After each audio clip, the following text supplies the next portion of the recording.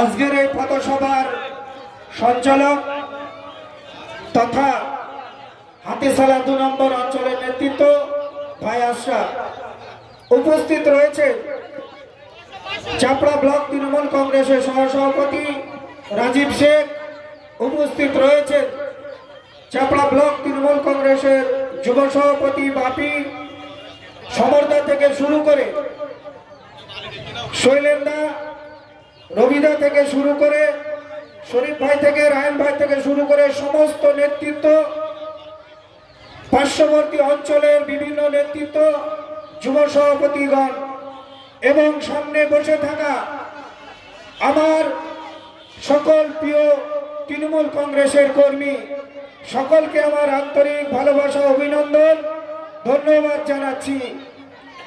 আমরা সকলেই জানি আগামী 13ই মে আমাদের লোকসভার ইলেকশন এবং সেই 13ই মে লোকসভার ইলেকশনের যে প্রার্থী কৃষ্ণনগর 12 নম্বর সংসদ প্রার্থী, আমাদের সকলের প্রিয় প্রার্থী মহুয়া মৈত্র সমর্থনে আজকের এই মিটিং।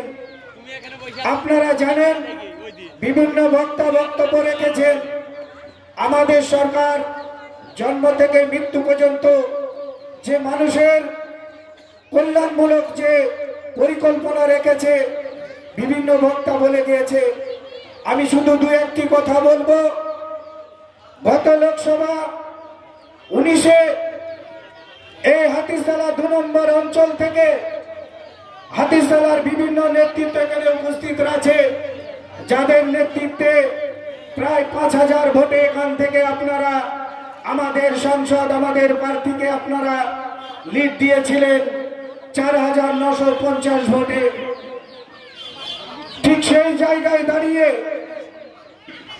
হাটরা গ্রাম থেকে প্রায় 2100 ভোট আপনারা তৃণমূল কংগ্রেসের প্রার্থীকে আপনারা হাটরা থেকে নির্বাচিত করেছিলেন এবং এখানে সিপিএম প্রায় 800 ভোট পেয়েছিল।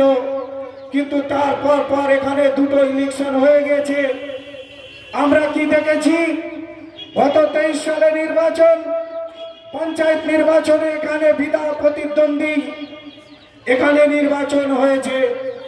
সেই জায়গা থেকে হাটরার সমস্ত কর্মীদের কাছে আমার আবেদন, আপনারা 23 সালে বিনা প্রতিদ্বন্দ্বী যখন নির্বাচিত হয়েছিল, আগামী 24 সালেও আমি জানতে চাই যে এই হাটরা গ্রাম থেকে যেভাবে 23 সালে পঞ্চায়েত ভোটে বিনা প্রতিদ্বন্দ্বী এখানে তৃণমূলের প্রার্থীরা নির্বাচিত হয়েছিল, আগামী দিন লোকসভাতেও এখানে বিনা প্রতিদ্বন্দ্বী ভোট হবে।